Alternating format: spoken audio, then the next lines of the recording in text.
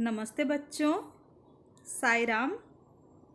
बच्चों, last class हमने chapter number 10 पढ़ा था, तो आज हम बुक एक्सरसाइज डिस्कस करेंगे। ठीक है, तो आप अपना पेंसिल और बुक लेकर बैठिए। हम बुक एक्सरसाइज लिखेंगे।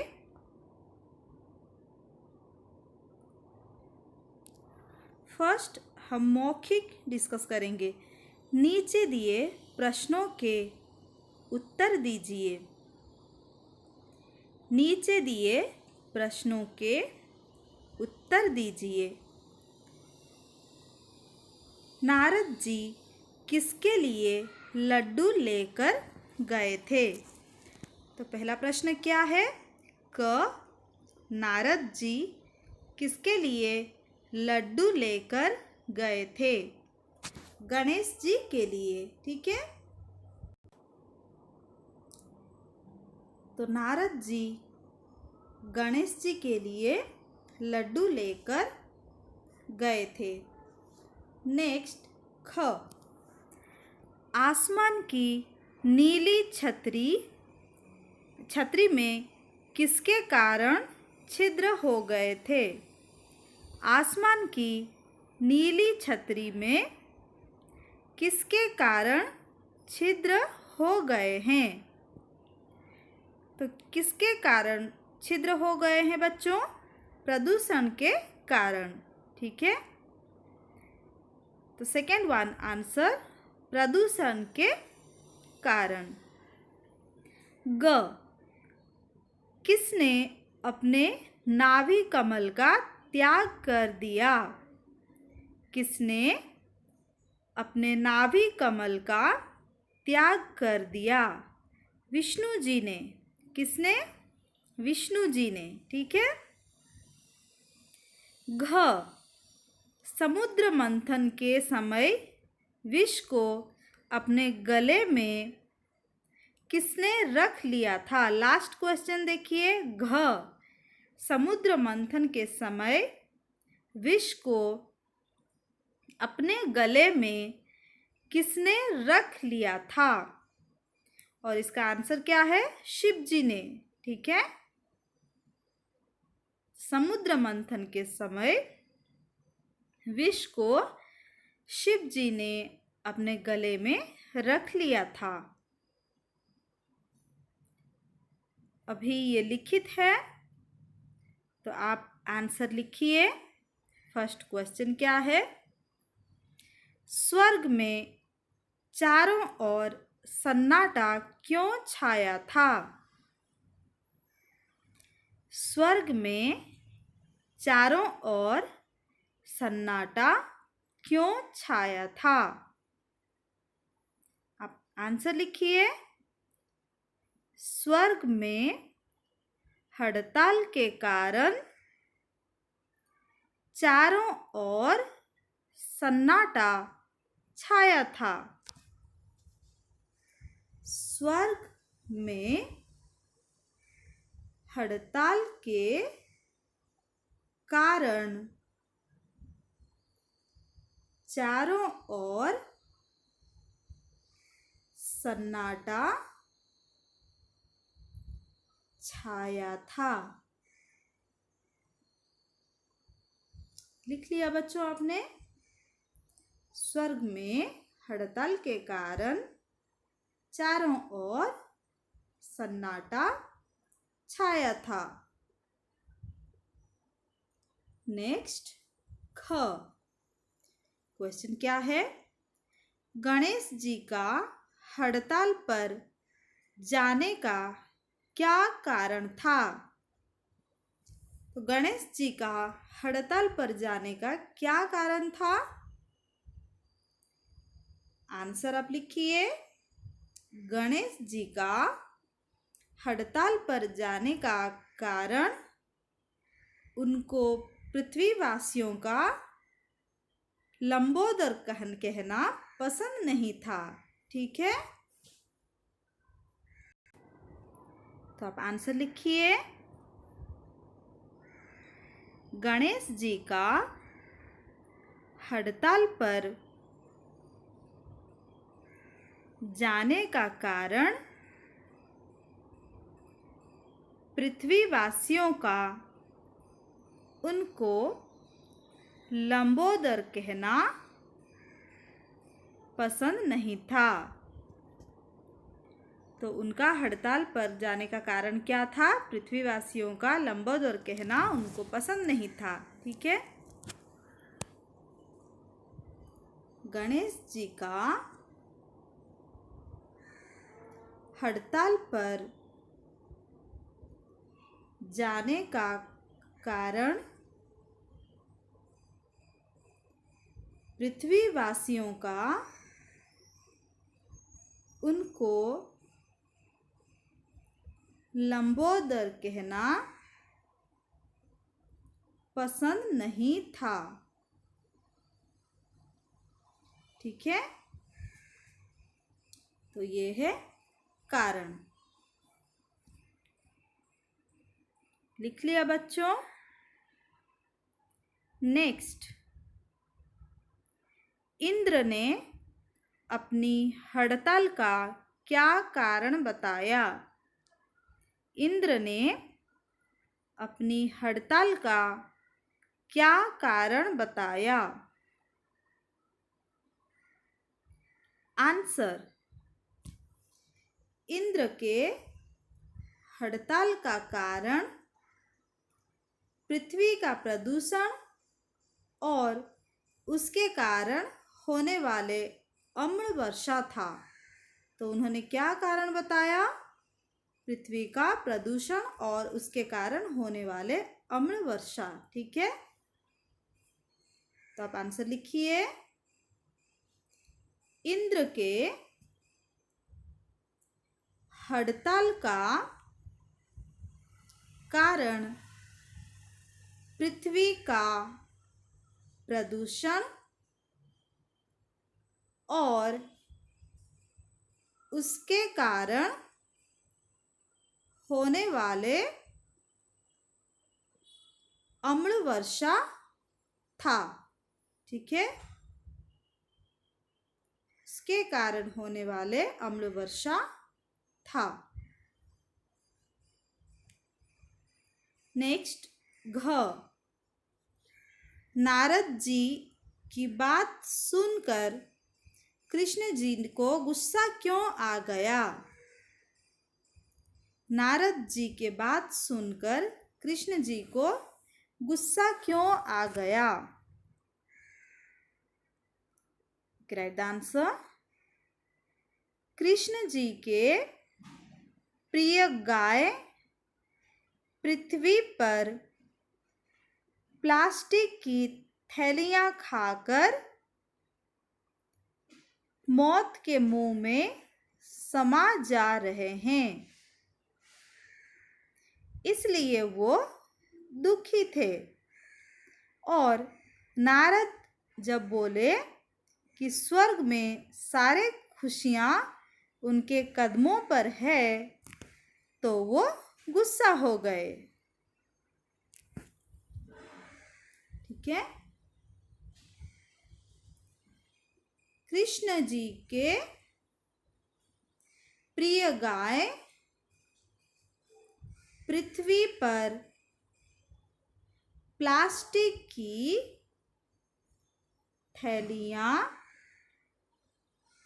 खाकर मौत के मुंह में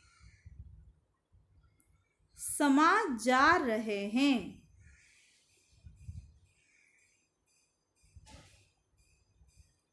इसलिए वह दुखी थे। और नारद जब बोले कि स्वर्ग में सारे खुशियां उनके कदमों पर है,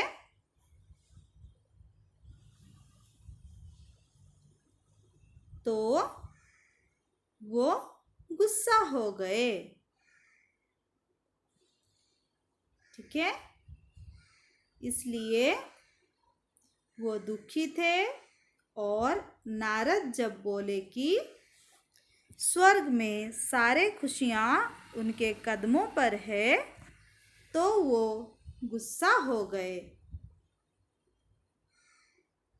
ओके, नेक्स्ट। ग, माँ दुर्गा की उदासी का क्या कारण था? तो माँ दुर्गा का उदासी का क्या कारण था?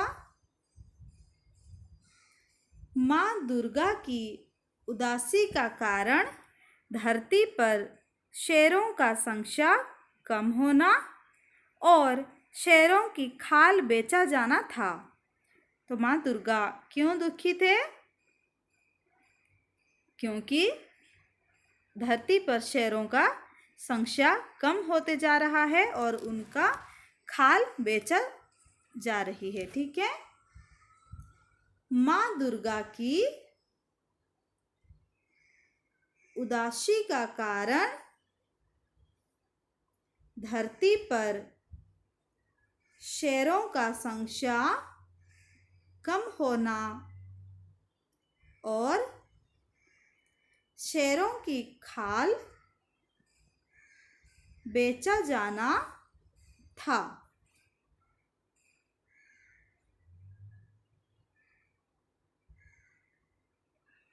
माँ दुर्गा की उदासी का कारण धरती पर शेरों का संख्या कम होना और शेरों की खाल बेचा जाना था।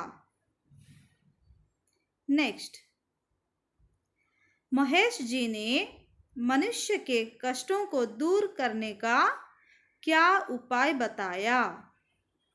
महेश जी ने मनुष्य के कष्टों को दूर करने का क्या उपाय बताया? महेश जी ने मनुष्य के कष्टों को दूर करने का यह उपाय बताया कि मनुष्य यदि खूब सारे पेड़ लगाए तो पेड़ जहरीले वातावरण का सारा जहर खुद पी लेंगे और फिर स्वच्छ प्राण देने वाली हवा दे देंगे। लिखिए, महेश जी ने मनुष्य के कष्टों को दूर करने का यह उपाय बताया कि मनुष्य यदि खूब सारे पेड़ लगाए तो पेड़ जहरीले वातावरण का सारा जहर खुद पी लेंगे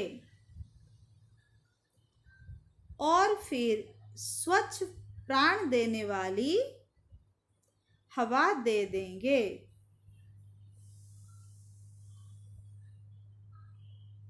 हो गया बच्चों। नेक्स्ट, जो शब्द वाक्यों अथवा दो शब्दों को जोड़ते हैं उन्हें समुच्चयबोधक कहते हैं। ठीक है। जो शब्द वाक्यों अथवा दो शब्दों को जोड़ते हैं उन्हें समुच्चयबोधक कहते हैं, जैसे किंतु, या, परंतु और आदि। ठीक है। तो नीचे दिए वाक्यों में सही समुच्चयबोधक चुनकर लिखिए। इसलिए, लेकिन और तो। फर्स्ट वन देखिए, ब्रह्मा विष्णु डैश महेश चुपचाप बैठे हैं। तो वहाँ पर आप लिखिए और, यहाँ पर है ना और। ठीक है। ब्रह्मा विष्णु और महेश चुपचाप बैठे हैं। नेक्स्ट, ख, मनुष्य यदि पृथ्वी का आंचल हरे भरे वृक्षों से भर दे, डैश उसके सारे कष्ट दूर हो जाएंगे। तो आंसर क्या है? तो। ठीक है, ये देखिए, मनुष्य यदि पृथ्वी का आंचल हरे भरे वृक्षों से भर दे तो उसके सारे कष्ट दूर हो जाएंगे। ग, मैं नहीं कहलाना चाहता लंबोदर, डैश में हड़ताल पर हूं। तो आंसर क्या है? इसलिए मैं नहीं कहलाना चाहता लंबोदर, इसलिए मैं हड़ताल पर ही हूं। आप आंसर लिख रहे हो? Okay, next. घ, आपका कहना एकदम ठीक है, डैश इस समस्या का समाधान तो ढूंढना ही होगा। आपका कहना एकदम ठीक है, लेकिन इस समस्या का समाधान तो ढूंढना ही होगा। ओके, ये है फोर्थ वन। और, तो, इसलिए, लेकिन। आपने लिख लिया बच्चों? Okay, next. दिए गए वाक्यों में सही सर्वनाम शब्द लिखिए। तो आप बुक में देखिए, आंसर भी ऑप्शंस में है। तो सही सर्वनाम शब्द चुनकर लिखना है। ठीक है। डैश सब हड़ताल पर हैं, डैश सब हड़ताल पर है। और सर्वनाम क्या है बच्चों? प्रोनाउन। ठीक है, जो हम संज्ञा के बदले लिखते हैं, क्योंकि संज्ञा शब्द हमेशा कहने में अच्छा नहीं लगता है, तो उसके बदले जो हम लिखते हैं उसको हम सर्वनाम कहते हैं। डैश सब हड़ताल पर है, मैं, वह, हम सब हड़ताल पर हैं। लिखिए, हम सब हड़ताल पर हैं। ख, क्या डैश पास हृदय नहीं है? हम, उस, हम, हमारे। तो क्या हमारे पास हृदय नहीं है? सेकेंड वन आप लिखिए, हमारे। क्या हमारे पास हृदय नहीं है? ग, डैश कहना एकदम ठीक है, मैं, आपका, आप। तो यहाँ पर हम लिखेंगे आपका। ठीक है, आपका कहना एकदम ठीक है। ठीक है, हम इधर भी टिक कर लेंगे, हम, हमारे, आपका। ठीक है, आपका कहना एकदम ठीक है। नेक्स्ट, डैश आपके लिए लड्डू लाया हूँ, मैं, मैंने, उसने। मैं आपके लिए लड्डू लाया हूँ, मैं आपके लिए लड्डू लाया हूँ। हो गया? लिख लिया बच्चों? नेक्स्ट, प्रत्येक पंक्ति में उस शब्द को चुनकर क्रॉस लगाइए जो समानार्थ नहीं है। तो दो शब्द जो है वो सेम है, तीसरा जो समानार्थ नहीं है, अर्थ समान नहीं है, उस पर हम क्रॉस करेंगे। ठीक है। शेर, सिंह, कपि, केसरी। तो सिंह, शेर को हम सिंह और केसरी भी कहते हैं, तो कपि पर हम क्रॉस लगाएंगे। नेक्स्ट, समुद्र, सरोवर, रत्नाकर, सागर। समुद्र को रत्नाकर और सागर भी कहते हैं। सरोवर, इस पर हम क्रॉस लगाएंगे। नेक्स्ट, पृथ्वी, जमीन, गगन, धरा, तो हम यहाँ पर टिक क्रॉस लगाएंगे। पृथ्वी को जमीन और धरा भी कहते हैं। गणेश, प्रजापति, गणपति, एक दंत, तो गणेश जी को हम गणपति भी कहते हैं, एक दंत भी कहते हैं। ठीक है, तो हम प्रजापति यहाँ पर क्रॉस लगाएंगे।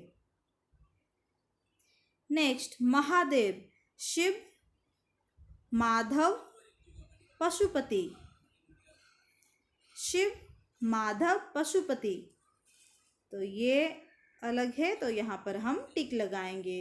ठीक है बच्चों।